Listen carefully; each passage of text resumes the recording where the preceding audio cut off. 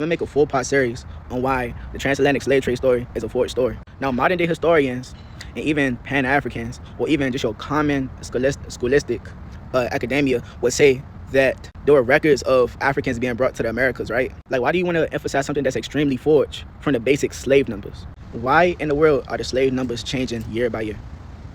Why in the world are the slave numbers changing day by day?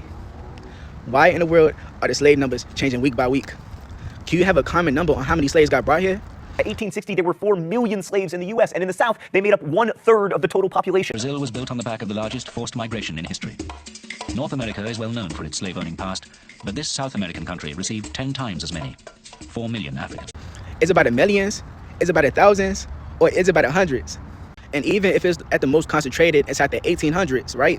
Why don't you have a slave boat that is on record? Why do you gotta have fictitious stories like you named this one slave ship Jesus? If you're gonna correct something, let's correct something by the numbers. Let's stop playing make-believe when it comes down to slave numbers. And even the quote-unquote latest slave boat or slave ship, the Clotilda, that shit is a forge. Excuse my French, but that thing is a forge. They try to say, yeah, we found the Clotilda. But when you have evidence that disproved the Clotilda, and they show you like a plank of wood as well too, and say this is remnants from the Clotilda. But even when the Clotilda was disproven, they had to say that they did not have the remains. So 3 days of examination, experts have several reasons proving this wasn't the Clotilda. First, the remains were too big to be the Clotilda. Information from historical documents also didn't match. We learned today that other shipwrecks were found, and the Alabama Historical Commission would like to examine those in the future. They also want to keep looking for the Clotilda, the last known ship to bring slaves to U.S. from Africa.